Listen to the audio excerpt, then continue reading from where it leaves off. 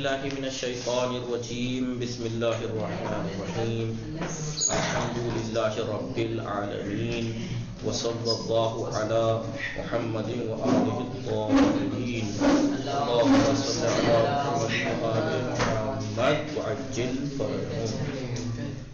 جی بات چل رہی تھی درس اخلاق میں، درس اخلاق میں کیا چل رہی تھی؟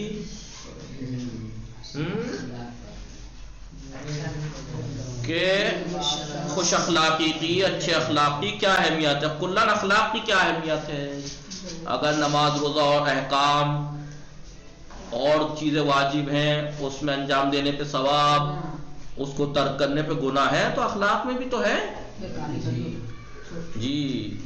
متدین اور حقیقی اور متدین اور سعادت مند وہ انسان ہے جو احکام شرعیات، جو احکام شرعی ہیں، شرعی احکام ہیں ان کو، اور تکالیف الہی اور الہی جو ذمہ داریاں ہیں جو اللہ نے ذمہ داری دی ہیں ان کو ان کا پابند ہو، اور اخلاقیات کا بھی پابند ہو، اخلاقیات کا بھی پابند ہو، بلکہ سعادت اور کمال معنوی اور نفسانی میں، نفسانی اور معنوی کمال میں اخلاقیات بہت زیادہ اہمیت رکھتے ہیں، جیسا کہ بعد میں ذکر کریں گے۔ یہ بات ہم نے کل پڑھی تھی، یہاں سے پڑھنا ہے۔ گرچہ انسان ایک حقیقت ہے، انسان ایک حقیقت ہے، لیکن یہ مختلف جہات اور اوصاف رکھتا ہے۔ ایک حقیقت ہے انسان، لیکن اس کی جہتیں کتنی ہیں؟ مختلف، صفات اوصاف مختلف۔ انسان کے وجود کا ایک مٹی کے جوہر سے جو بے شعور ہے، بھائی مٹی جو جوہر ہے بے شعور ہے نہیں مٹی، یہ بتائیے جی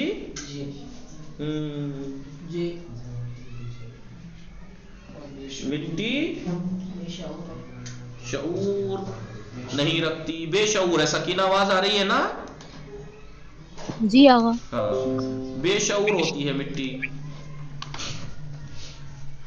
تو بے شعور جوہر سے انسان کا آغاز ہوا، انسان کے وجود کا، اور پھر یہ جوہر مجرد ملکوتی تک پہنچتا ہے۔ مجرد ملکوتی، مجرد کسے کہتے ہیں پتہ ہے؟ نہ جس کا جسم ہو، نہ جس کو ناپ تول سکتے ہوں، مجرد جو آئیے یعنی وہ خداوند عالم کی ذات مجرد ہے۔ خداوند عالم قرآن مجید میں فرماتا ہے کہ خدا اور فرشتے بھی مجرد ہیں، یعنی جن کو آپ جو فضا کو نہیں گھیرتے، جگہ کو نہیں گھیرتے، وہ چیز مجرد ہوتی ہے۔ روح جگہ گھیر رہی ہے کہیں پہ، اسے مجرد کہتے ہیں۔ تو انسان مٹی سے لے کے کہاں تک پہنچ جاتا ہے؟ عالم ملکوت تک پہنچ جاتا ہے، اتنا بڑا بلند ہو جاتا ہے انسان۔ بے شعور چیز سے شروعات ہوتی ہے مٹی سے انسان کی، اور کہاں شعور کی انتہا تک پہنچ جاتا ہے۔ خداوند عالم قرآن مجید میں فرماتا ہے، اور وہ کس وجہ سے؟ اخلاق کی وجہ سے پہنچتا ہے۔ خدا کیا فرماتا ہے؟ خدا وہ ہے کہ جس نے ہر چیز کو اچھا پیدا کیا ہے اور انسان کو مٹی سے بنایا ہے، اور اس کی نسل کو بے وقعت پانی، جس کی کوئی اہمیت ہی نہیں ہے، ایسے پانی سے انسان کو خلق کیا، یعنی نطفہ، انسان کو نطفہ، ایک ایسے پانی سے جس کی کوئی اہمیت ہی نہیں ہے، ایک ناچیز بے اہمیت چیز سے انسان اتنی قیمتی اور اہمیت والی چیز بنا دی اللہ نے۔ نطفے سے قرار دیا ہے، پھر اس نطفے کو اچھا اور معتدل بنایا، اور پھر اس میں اپنی طرف منسوب روح ڈال دی، پھر اس نطفے میں اپنی روح ڈالی، اور تمہارے لیے پھر کیا کیا؟ کان، آنکھ اور دل بنا دیا اس میں۔ اس کے باوجود تم پر بھی بہت کم اس کا ہے، اس کے باوجود تم پھر بھی بہت کم شکریہ ادا کرتے ہو۔ بھائی آپ خود سوچو کہ خداوند عالم کی ذات نے نجس ناچیز پانی سے، نطفے سے انسان کو اہمیت والا بنا دیا، پھر ناک، کان، دل سب کچھ بنا دیے، تو ہمیں کتنا شکریہ کرنا چاہیے اس ذات کا کہ جس نے ہمیں کیا سے کیا بنا دیا۔ لیکن پھر بھی خدا کیا کہہ رہا ہے کہ تم پھر بھی بہت کم اس کا شکریہ ادا کرتے ہو۔ انسان مختلف مراتب اور جہات رکھتا ہے، اس کی مختلف جہتیں ہیں، مرتبے ہیں۔ ایک طرف تو وہ ایک جسم طبعی ہے نارمل ایک جسم ہے، اور اس جسم طبعی کے آثار رکھتا ہے، اس کے ایک آثار بھی ہیں کچھ، اور دوسری طرف وہ جسم نامی ہے، دوسری طرف وہ جسم نامی ہے، نمو کرنے والا جسم ہے، بڑھتا ہے، وہ بڑھتا رہتا ہے ہر اعتبار سے، معنوی اعتبار سے بھی ترقی کرتا ہے، ظاہری طور پہ بھی کہ وہ اس کے آثار بھی رکھتا ہے، اور دوسرے لحاظ سے وہ ایک حیوان ہے، انسان ایک لحاظ سے حیوان بھی ہے اور وہ حیوان کے آثار بھی رکھتا ہے، لیکن آخرکار وہ ایک انسان ہے اور وہ انسانیت کے آثار بھی رکھتا ہے جو حیوان میں موجود نہیں ہے۔ لہذا انسان ایک حقیقت ہے، لیکن یہ حقیقت وجود کے لحاظ سے مختلف، وجود کے حساب سے اس کے مختلف مراتب اور درجات ہیں۔ جب یہ کہتا ہے انسان کہ میرا وزن اور میری شکل و صورت، تو اپنے جسم نامی ہونے کی خبر دے رہا ہوتا ہے۔ جب یہ کہتا ہے کہ میرا وزن اور میری شکل و صورت، جب انسان یہ کہتا ہے نا میری شکل، میرا جسم، میرا وزن، میرے کان، تو وہ اس بات کو بتا رہا ہوتا ہے انسان کہ اپنے میرا جسم نامی ہے، نمو کرتا ہے، اور جب وہ کہتا ہے کہ میری شکل و صورت، تو اپنے جسم نامی جب وہ کہتا ہے میری شکل و صورت، جب انسان یہ کہتا ہے میرا وزن، میری شکل، میری صورت، تو وہ اپنے جسم کے نامی ہونے کے ثبوت دے رہا ہے کہ اس کا جسم نمو کرتا ہے، اور جب وہ یہ کہتا ہے کہ میری شکل و صورت، تو وہ اپنے جسم نامی ہونے کی حکایت کر رہا ہے کہ میرا جسم نامی ہے، اور جب وہ یہ کہتا ہے کہ میرا چلنا اور شہوت اور غصہ، تو وہ اپنے ایک حیوانی درجے کی خبر دے رہا ہے، کیونکہ چلتے حیوان بھی ہیں، شہوت حیوان بھی رکھتے ہیں، غضب غصہ حیوان بھی رکھتے ہیں، تو وہ اس سے یہ جب یہ کہتا ہے تو پتہ لگ رہا ہے کہ انسان یہ خبر دے رہا ہے کہ وہ حیوان ہے، لیکن جب وہ یہ کہتا ہے کہ میرا سوچنا اور عقل اور فکر، تو پھر وہ انسانی اعلیٰ درجے کا پتہ دے رہا ہے، کیونکہ یہ چیزیں فقط انسان میں ہوتی ہیں، عقل و شعور و فکر، بس انسان میں اور بس انسان کی میں اور خود مختلف، انسان کے اندر مختلف میں، یعنی میں کہتا نا میں میرا یہ میرا وہ، مختلف ہیں، ایک جسمانی میں اور ایک میں نباتی، ایک جسمانی میں اور ایک جسم نباتی، اور ایک حیوانی اور ایک انسانی۔ جسمانی، جب انسان کہتا ہے یہ چیز، یہ کان آنکھ ناک، تو جسم ہے، جسم پتھر بھی ہوتا ہے، حیوان بھی ہوتے ہیں اور انسان بھی ہوتے ہیں۔ پھر وزن یہ چیزوں کی خبر دیتا ہے، تو جسم نامی بڑھنا، تو پھر پتھر وغیرہ خارج ہو جائیں گے کیونکہ وہ بڑھتے گھٹتے نہیں ہیں۔ پھر درخت وغیرہ، حیوان اور انسان شامل ہو جاتے ہیں اس میں۔ اور ایک دفعہ کیا کہتا ہے، میرا غصہ میری شہوت، تو اس میں حیوان بھی شامل ہے، درخت ورخت نکل جائیں گے کیونکہ ان میں شہوات نہیں پائی جاتی، غضب نہیں پایا جاتا، پھر انسان اور حیوان ہی رہ جاتے ہیں اس صفت میں۔ پھر عقل فکر یہ اس میں انسان رہ جاتے ہیں، انسان حیوان بھی خارج ہو جاتے ہیں، لیکن ان میں سے انسانی جو صفات ہیں ان میں وہ پرارزش اور اصالت رکھتی ہیں، وہی اصل ہیں، وہ چیز کہ جس نے انسان کو انسان بنایا ہے اور تمام حیوانات پر برتری دی ہے، وہی انسانی صفات ہیں، عقل شعور۔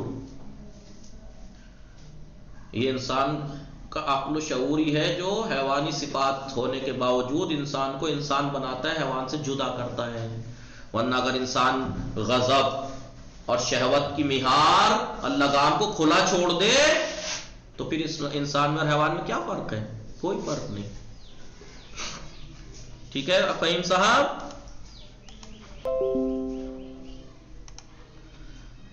سکینہ، غلام علی، علی اصغر، جوہر، وہ اس کی روح مجرد ملکوتی اور نفخہ الہی ہے، الہی پھوک ہے، وہی انسانی جو صفات ہیں یہ اللہ کی روح ہے۔ خداوند عالم انسان کی خلقت کو اس طرح بیان فرماتا ہے کہ ہم نے انسان کو مٹی سے خلق کیا ہے۔ کیسے؟ مٹی سے خلق کیا، پھر اسے نطفہ قرار دیا، مٹی سے نطفہ بنایا، اور اسے ایک مضبوط جگہ کیا؟ رحم مادر، ماں کے رحم میں قرار دیا ہے، اور پھر نطفے کو علاقہ قرار دیا، علاقہ یعنی لوتھڑا، خون کا لوتھڑا، بھائی پہلے نطفے سے کیا بنتا ہے؟ جمتا ہے، جم کے خون کا لوتھڑا بن جاتا ہے وہ، اور پھر علاقے کو کیا کیا؟ نرم گوشت بنا دیا. وہ علاقہ جو لوتھڑا تھا جما ہوا خون، پھر وہ آہستہ آہستہ گوشت بن جاتا ہے ماں کے پیٹ میں، اور پھر نرم گوشت سے کیا ہو جاتا ہے؟ اس میں پھر ہڈیاں بننی شروع ہو جاتی ہیں، اور پھر ان ہڈیوں پر گوشت ڈھانپا ہے اللہ نے، اور پر اس میں روح مجرد ملکوتی کو پھونکا ہے. پھر کیا ہوا؟ پھر روح پھونکتا ہے. یہ ایک مرحلہ ہے نا انسان کی خلقت کا، انسان کی خلقت کا ایک مرحلہ ہے نا. مٹی سے بنایا نطفہ، نطفہ جو گیا ماں کے پیٹ میں، ماں کے پیٹ سے وہ پھر جما ہوا خون بنا لوتھڑا، لوتھڑے سے پھر وہ گوشت بنا نرم، گوشت بنتے بنتے پھر اس میں ہڈیاں بنی، ہڈیاں بن بن کے جب تیار ہو گیا تو روح آ جاتی ہے، جس سے اسے ایک نئی مخلوق بنایا ہے. شاباش اس کامل قادر پر جو بہترین خلق کرنے والا ہے. فتبارک اللہ احسن الخالقین. تبارک، شاباش، یہ ہے نا جس سے اسے ایک نئی مخلوق بنایا. خلقا جدیدا، یہ آیت ہے پوری. فتبارک اللہ احسن الخالقین. شاباش اس کامل قادر پر جو بہترین خلق کرنے والا ہے. انسان کی خلقت کے بارے میں خدائے دانا فرماتا ہے، خدائے علیم ہمیں فرماتا ہے انسان کی خلقت کے بارے میں. تبارک اللہ احسن الخالقین. اسی ملکوتی روح کی وجہ سے انسان ایک ایسے مقام تک پہنچ جاتا ہے. دیکھیے سب چیزیں، مٹی، لوتھڑا، گوشت، ہڈی، سب وہی چیزیں جو حیوانوں میں بھی پائی جاتی ہیں، لیکن اس کے بعد جو آخر میں روح ڈال دی اللہ نے، وہی روح تو ہے جو انسان کو کہاں تک لے جاتی ہے کہ خداوند عالم کی طرف سے فرشتوں کو پھر حکم دیتا ہے اللہ کہ میں نے آدم کو پیدا کیا ہے، اور اس روح کو جو میری طرف نسبت رکھتی ہے اس میں میں نے پھونکا ہے. فنفخت فیہ من روحی، میں نے اپنی روح یعنی اپنی جو میری طرف نسبت ہے وہ روح پھونکی. لہذا اب یہ انسان اتنی بلندیوں تک پہنچ چکا ہے، لہذا تم اس کی طرف سجدہ کرو. دیکھیے انسان کہاں سے شروع ہوا؟ مٹی سے. کیا کیا بن کے مراحل طے کر کے کہاں تک پہنچا؟ اتنی بلندیوں تک پہنچا کہ فرشتے جیسی معصوم مخلوق سے اللہ کہتا ہے سجدہ کرو. ٹھیک ہے سکینہ؟ جی اگر انسان تعظیم کا مورد قرار پایا ہے، اگر انسان کو تعظیم کے قابل بنایا ہے اللہ نے، اور خدا نے اس کے بارے میں فرمایا ہے کہ ہم نے اولاد آدم کو محترم قرار دیا ہے اور انہیں خشکی اور سمندروں پر سوار کیا ہے، یعنی ساری چیزیں انسان کے قبضے میں ہم نے دی ہیں، اور ہر قسم کی پاکیزہ اور لذیذ غذا اور کھانے اس کی روزی ہم نے قرار دی ہے، اور اپنی بہت سی مخلوق پر اسے برتری دی ہے. تو یہ سب کس وجہ سے انسان کو؟ اس وجہ سے کہ وہ گوشت ہے، اس کے اندر خون ہے؟ نہیں، وہ سب اس روح ملکوتی کی وجہ سے ہے، جو ملکوتی روح اللہ نے اس کے اندر ڈالی، اس روح کی وجہ سے یہ احترام ہے اس کا. لہٰذا انسان اگر خود سازی یعنی اپنے آپ کو سنوارتا ہے تو اسے چاہیے کہ وہ اپنی انسانی میں کو سنوارے، انسانی میں جو ہے نا اس کو سدھارے. باقی جسم کیا ہے، موٹا ہے، پتلا ہے، کالا ہے، گورا ہے، یہ تو اس کے ہاتھ میں تھوڑا ہی ہے کالا ہونا، گورا ہونا. اس کو نہ اسے سدھارے جو انسانی میں ہے، اس میں کو جتنا سدھارتا جائے گا، کیونکہ اللہ نے جو انسان کو اتنی فضیلت دی ہے اس روح کی وجہ سے ہی تو، کیونکہ وہ اللہ کی طرف نسبت رکھتی ہے. اب اگر اس روح کو آپ گندا بناتے چلے جائیے تو کیا آپ احترام کے قابل ہیں؟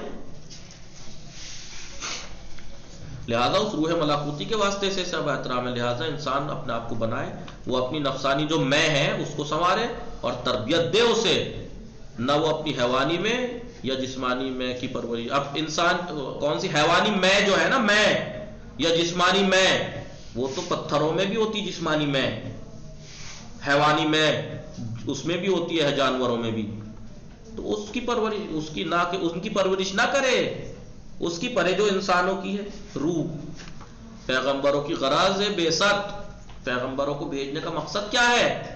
وہ بھی یہی تھی کہ انسانی جو میں ہے اس کی اصلاح کی جائے، کہ انسان کو خود سازی اور انسانی جو جمبار جہت ہے اس کی پرورش میں اس کی مدد کریں. انبیاء بھیجے گئے تاکہ وہ انسانوں کو انسانی میں کی پرورش، ان کی روح کو پاک کریں، مدد کریں ان کی، اور اسے طاقت فراہم کریں. پیغمبر انسانوں سے فرمایا کرتے تھے، کیا فرماتے تھے؟ کہ تم اپنے انسانی میں کو فراموش نہ کر جانا، اور اگر تم نے اپنے نفسانی خود اور میں کو خواہشات حیوانی پر قربان کر دیا، انسانیت کو حیوانیت پہ اگر قربان کر دیا، پھر آپ کو آپ کی شہوت آپ پہ غالب آ گئی، آپ کا غضب آپ پہ غالب آ گیا، انسانی میں اگر دب گئی تو بہت بڑا نقصان تمہارے حصے اور نصیب میں آ جائے گا۔ خدا قرآن مجید میں ارشاد فرماتا ہے، اے پیغمبر ان سے کہہ دیجئے کہ نقصان میں وہ اشخاص ہیں، گھاٹے میں ہیں وہ لوگ جو اپنے نفس انسانی اور اپنے اہل خانہ کے نفوس کو قیامت کے دن نقصان میں قرار دیں گے، اور یہ بہت واضح اور کھلا ہوا نقصان ہے۔